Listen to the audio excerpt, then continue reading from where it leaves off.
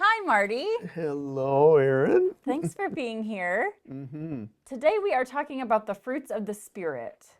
And I wondered if you would be willing to talk to us about patience. Yes, I would.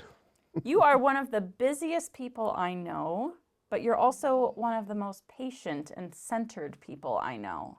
And so I wondered how, in the midst of your busyness, in the midst of the helter-skelter of the day-to-day life, how do you find your center? How do you stay calm and patient? Well, I think to be patient with other people, you need to be patient with yourself first. And I think when I feel like I'm out of control or kind of anxious about things, I try to slow down, even lay down, sit down, do some deep breathing in through the mouth. In through the nose, out through the mouth, and just try to be still and ponder. Things have gone pretty well for me. Mm.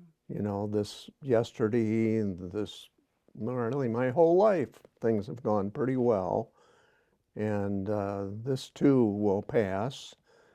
And try to have a conversation with God.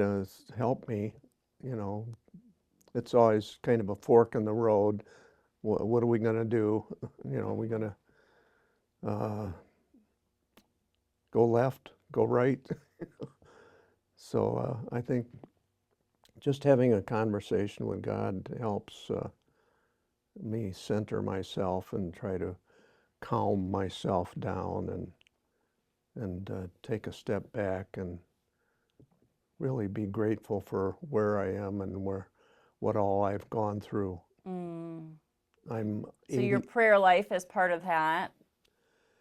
Yes, it really is. And I try to connect with God in the evening time when I'm just going to bed and when I get up in the morning. Uh, I think that I'm always trying to think back and be grateful for what happened and what came my way the day before and Mm-hmm. then before looking ahead to, and in the morning, kind of like you're asking God, what are we going to do today? And you Yeah. kind of get your day sorted out in your brain to get going for the day. And Mm-hmm. I think it always helps to have something that you're looking forward to every day, right? That's why I get out of bed. Absolutely. Yes. Absolutely. Hmm. And for you, that might be the community garden, that might be Rotary, that might be your caregiving group at Heritage Commons. Yeah, I do. I try to keep very busy. Yeah. What do you think in the midst of the busyness is a reminder to you, or what triggers your impatience in the midst of the busyness?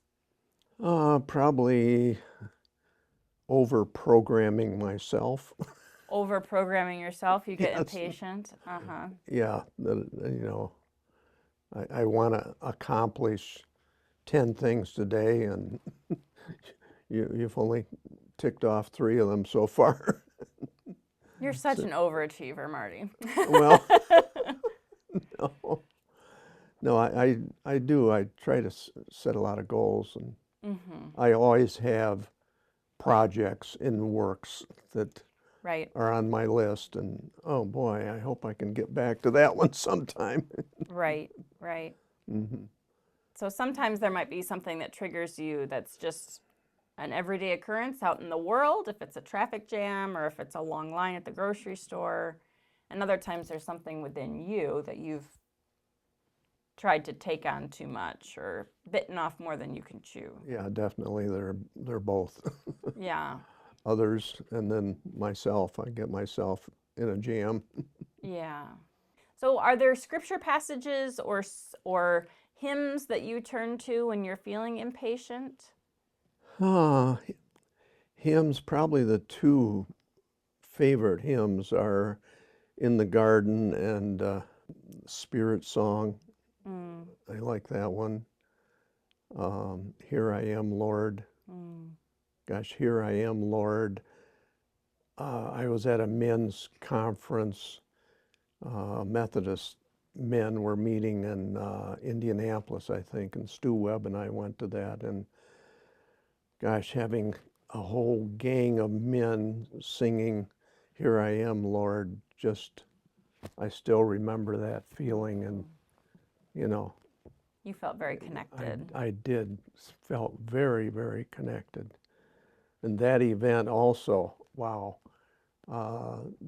In the middle of the night, we stayed there overnight and in the dormitory, and uh, I got up in the middle of the night to go to the bathroom, and a fellow I knew from Battle Creek was in the bathroom, and he was sweating, and you know, can I help? Oh no, I'm okay, I'm okay. Mm. Well, I went back to my room, and a few minutes later, I heard a commotion, and he passed away. Oh my gosh. And I had just talked to him, and wow, that was a God moment there, and just talking to Harley just before he passed, Mm-hmm. and you know, other men's gatherings. Promise Keepers was a big deal for quite a while, and we had a group here in Marshall, and we went to a conference at the Silver Dome one time, which was very moving. Yeah, hymns. Small groups that I've been in. I've been part of men's groups here forever, Mm-hmm. and just really grow. It's a place to grow. It's a place to connect with other Christians and really grow your faith that way. Mm-hmm. And my upbringing, uh, country church over near South Haven, uh, EUB, Yes. Evangelical United Brethren, before we merged. But there were so many people in that church that just cared for us kids. And, you know, Richard and Nellie, my Sunday school teacher, just wonderful, wonderful role models growing up. And Mm-hmm. that really grew my faith, I think. Mm-hmm. Now you grew up on a farm, right? On an orchard. Yep, Did fruit you farm. learn patience through watching the fruit trees blossom? Well, the fruit farming, you have to roll with the punches because there's so many things that can damage your fruit, from the Mm. spring frost to the bees don't pollinate to the creatures come eat your fruit, or the hailstorms or windstorms, or this year they lost all their sour cherries and most of their sweet cherries, but Oh no. they have peaches and apples and pears. But so you have to you get setbacks definitely, and Mm-hmm. you pick yourself up and move on. Mm-hmm. Sometimes you arrive at that fork in the road and it says, well, let's try something else. Right. Yeah. Let's focus on this crop instead of that one. Yeah. And they've adjusted at the farm, and I just love going back to the farm. It's where I grew up. I've got all my relatives there. My brother and his 5 kids are all pretty much in the area, and so it's a real good connection to my roots. Still Yes. connected to my roots. Yes. Well, I want to talk about the roots that you and Lucy have in your marriage, and how amazing of a faith journey you've had with Lucy, and how the fruits of the Spirit manifest in your marriage. How do you find patience within your marriage? We've been married for 62 years, going on 63. So you've learned a few And things. yeah, we have, and we have 4 children and 8 grandchildren. So we just have had such a marvelous family. Um, just so blessed with connecting with Lucy, and connecting with your soulmate, and some like to say, Mm. is I think like connecting with God. We have a brain, right? 3 pounds up here, but the mind is something different, and your soul and your heart and connecting to another human being with all of that, your mind, soul, and heart.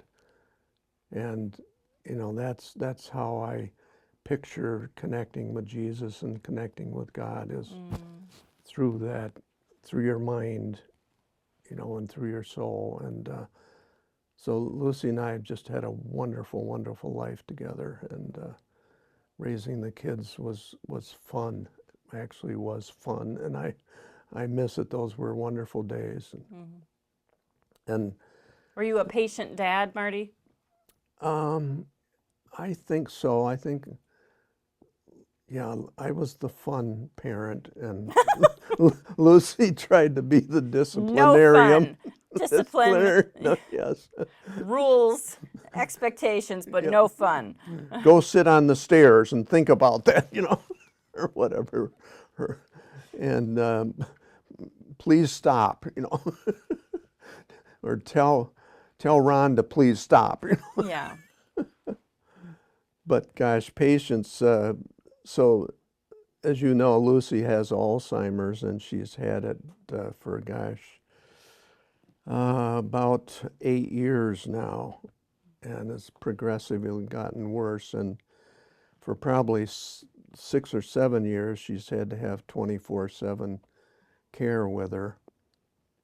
And 2 years ago, she was put on hospice care and given 6 months to live. And I brought her home 2 years ago, and we've had her at home, and I have caregivers that come in and help during the day. And so 2 years, she's outlived her projection 1.5 years already. I'll say. So she's really stable.